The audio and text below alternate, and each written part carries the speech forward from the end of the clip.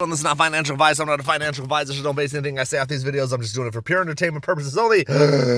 With that being said, let's jump right into it. The gift card giveaway. I didn't forget. Got a little busy this weekend. As you can see, this is what we're dealing with. I was pushing snow all weekend through the house.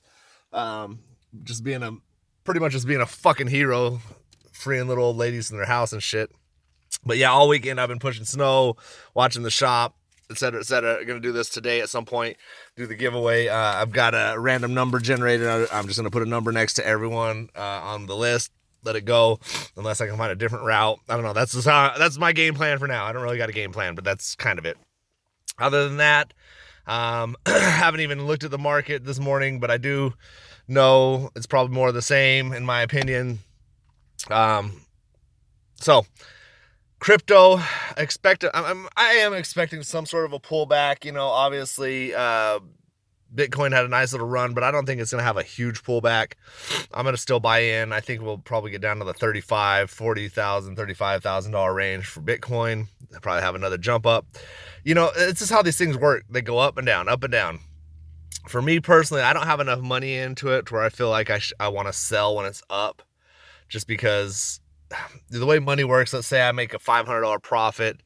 I pull that 500 and then I'm not going to save it. I'm going to go buy shit that I don't need. I'm going to put it in other stocks. So I just want to wait till it runs down and buy back until it finally gets to the point where I can feel like, you know, to be honest, personally, I don't like to pull anything out of stocks that's less than $200-300 profit. But in the coins, it's kind of the same. But with Bitcoin, it's just kind of a bigger animal. You know what I mean? I don't have as many coins. Like, I don't even have a coin of Bitcoin. I'm like right there on the cusp. You know what I mean? So, you know, I would like to get it to where it's like a coin and a half, and then let that thing sit for, you know, until I could just feel like it's where I want to be. But I would love to. I guess what I'm trying to say is, you know, if there's a stock I'm in and I jumped in low and I didn't put, let's say, I've done this before. Literally, I've done this before. I've put in money into a stock and I've only had like $40 in my brokerage account, and I throw that $40 in that stock and I'm thinking, oh, I'll add to it later when it goes down, or, you know, soon I'll add to it, but at least I got something there now. Then all of a sudden it has a run. Now I can cash out my $40 and make like a $10 profit on top of it, or I can wait till it goes back down and add another $60, $70, $80 into it, or however much, 200, 300, however much you determine you need to add. But I've done that before. I put 40 in, then I pull the 40 out plus my $6, $7 profit. Then it drops back down to the levels I want, and I'm in the same position again where I'm like, oh, I don't have the money, I got to deposit it, or whatever the case is. Or, you know, you just don't allot the money towards that stock. So what I do with a lot of stocks is I put a little bit in, I just watch it ride up. I don't pull it out. When it goes back down, I put a little bit more in, I watch it ride up, go out. So I've done this with stocks before, and it's taken me a year or two to get it to where I want to be, but then eventually it pulls what I want, I pull it out, unless it's a blue chip stock.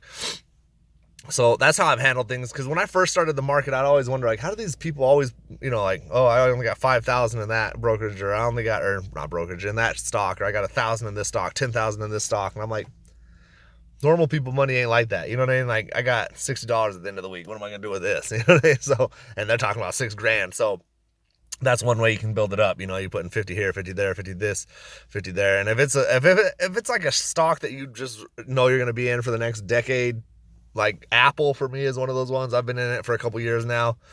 I just throw money in. AMC, basically, I don't really look at the stock price. I just put money in when I have it.